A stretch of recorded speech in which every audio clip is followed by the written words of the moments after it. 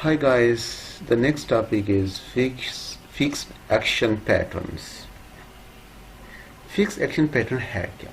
It is the behavior patterns that appear in fully functional form the first time it is performed, even though the animal may have had no previous experience with the cues that illustrate the behavior. इसका मतलब ये लिया जाता है कि fix action का मतलब होता है उससे हमेशा कोई भी स्टिमुलस उससे अप्रोप्रिएट मिलेगी, वो अपना बिहेवियर फिक्स ही परफॉर्म करेगा, वही उसने बिहेवियर परफॉर्म करना है। कोई भी एनिमल जब उसका किसी एक प्रायर स्टिमुलस से एक्सपोजर ना हुआ हो, जब उसके पास स्टिमुलस अप्लाई किया गया हो, जब उसके ऊपर वो फर्स्ट टाइम स्टिमुलस अप्लाई किया गया, तो एनिमल अपना बिहेवियर परफॉर्म करेगा, वो फुली फंक्शनल फॉर्म में बिहेवियर परफॉर्म करेगा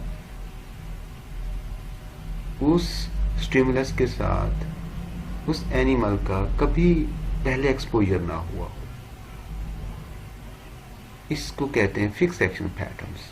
फिक्स एक्शन पैटर्न की टर्म किसने यूज की?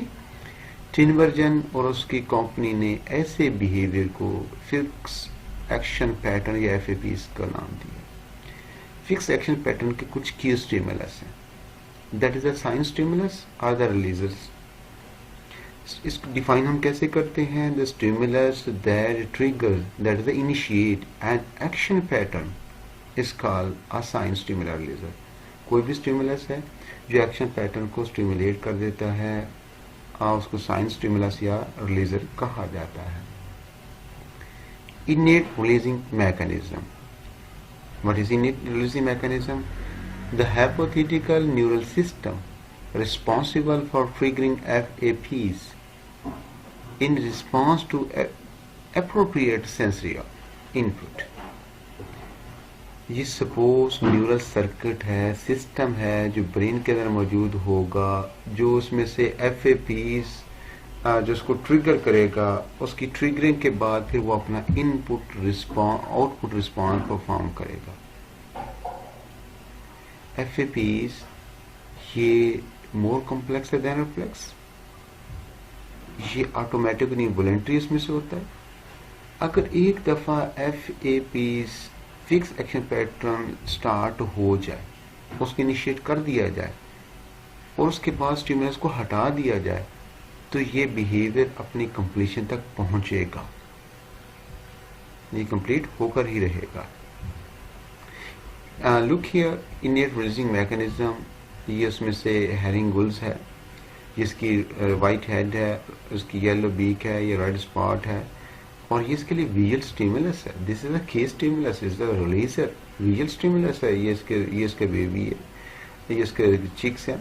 इनेट रिलीजिंग मैकेनिज्म ये इसके ब्रेन के अंदर मौजूद है। जैसे इनकी आईज इसको देखेंगी तो इसके सेंसरी इनपुट जो होगा वो उसको भेज दिया जाएगा, इसके ब्रेन की तरफ चला जाएगा। This is sensory input move to the brain of this chicks, तो ऑटोमेटिकली इसमें से एक रिलीजिंग मैकेनिज्म स्टार्ट हो जाता है।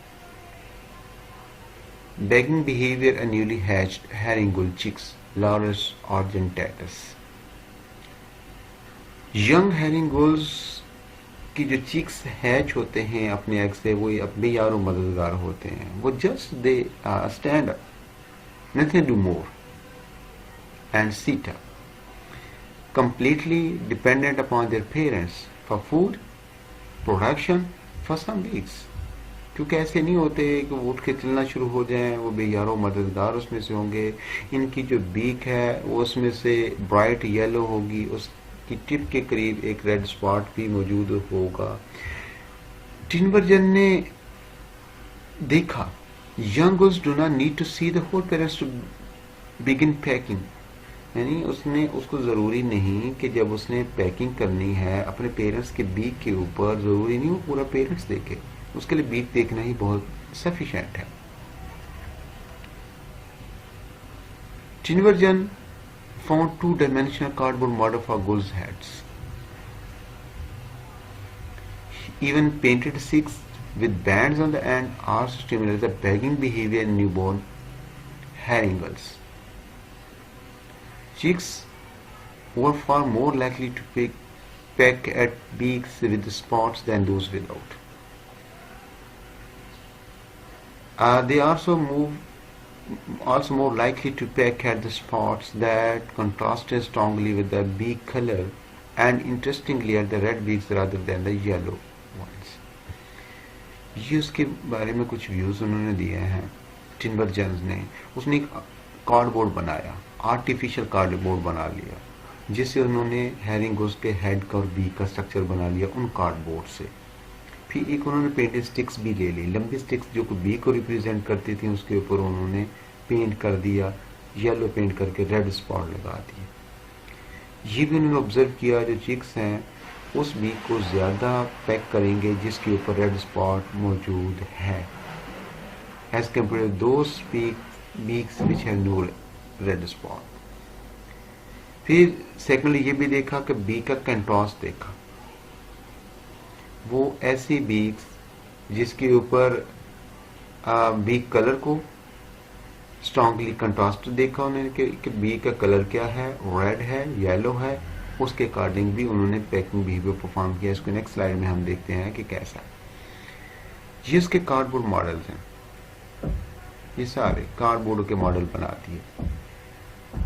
इफेक्टिवनेस देखी गई कि अगर उसको स्टिमुलस दिया जाता है हैरिंगल्स को, डिफरेंट टाइप्स रियल स्टिमुलस की स्टिमुलस कि उसका बैगिंग बिहेवियर कैसे होगा, ये इसकी रिलेटिव इफेक्टिवनेस है। फर्स्ट मॉडल के अंदर दिखाया गया कि यहाँ पे कार्डबोर्ड मॉडल है, उन चिक्स को रिप्रेजेंट किया गया, हैरिंगल्स के चिक्स को, तो उसमें हेड भी था, उसकी येलो बीक भी थी, इसके ऊपर रेड स्पॉट भी था। उन्होंने नियर अबाउट 100 टाइम्स उसको पैक किया उसमें। फिर दूसरा मॉडल रिप्रेजेंट किया कार्डबोर्ड मॉडल, दिस वन, इसके अंदर हेड मौजूद नहीं था, जिस बीक मौजूद थी और उसके ऊपर रेड स्पॉट भी मौजूद था। उन्होंने इसको पैक भी किया लेकिन थोड़ा सा कम। एक थर्ड वन देखें, ये से हेड भी मौजूद है, येलो बीक भी मौजूद है, but having no red spot. उन्होंने इसको सबसे कम पैकिंग किया फॉर बैगिंग बिहेवियर।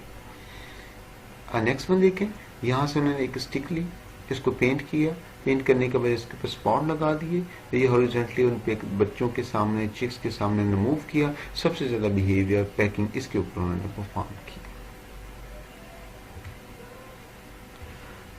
एक्चुअली जब हैरिंगल्स चिक्स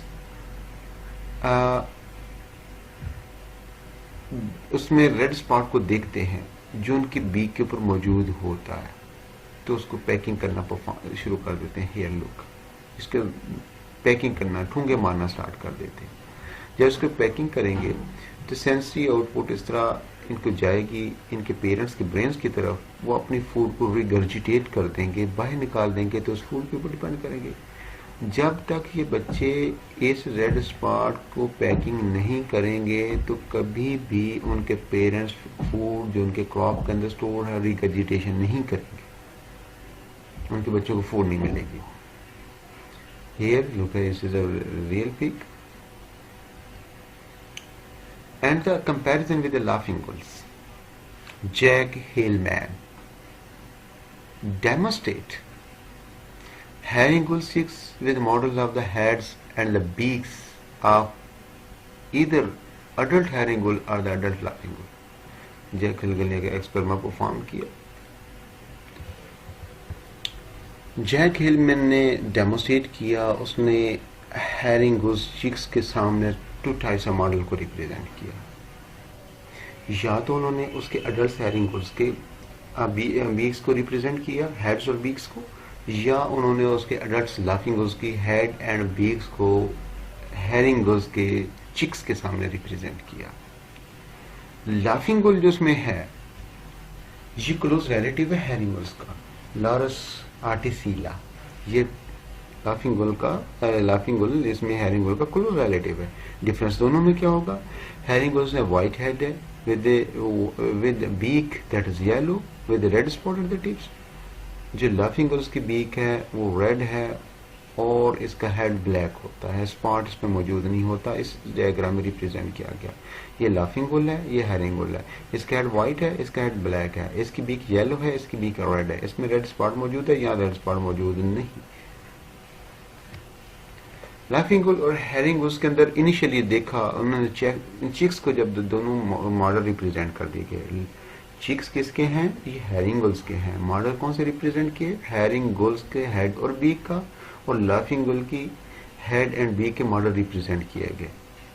इनिशियली उन चिक्स ने किसी किस्म की प्रेफरेंस को ना देखा, उन्होंने लाफिंग गुल्स के और हैरिंग गुल्स के जो मॉडल रिप्रेजेंट किए दोनों को इक्वली उनके बी को पैक किया। With the passage of time herring gulls के चिक्स की, यंग वंस की जो प्रेफरेंसेस थी वो हैरिंग गुल्स के मॉडल की तरफ फोकस होना स्टार्ट हो गई, और प्रोग्रेसिवली उन्होंने क्या, उन यंग वंस ने लाफिंग गुल्स का जो मॉडल था जिसमें हेड और बीक मौजूद थी उसकी तरफ उन्होंने इंटरेस्ट लेना छोड़ दी। इस तरह से क्यों किया? क्योंकि उसका ये फिक्स सेक्शन पैटर्न था, उनके ब्रेन में ये फिट था कि उन्होंने ये एक्टिविटी ऐसे परफॉर्म करनी है, तो उन्होंने वो करके देखा। Thank you very much. Hope so कि आप लोगों को लेक्चर इजीली समझ आ जाएगा। Thank you.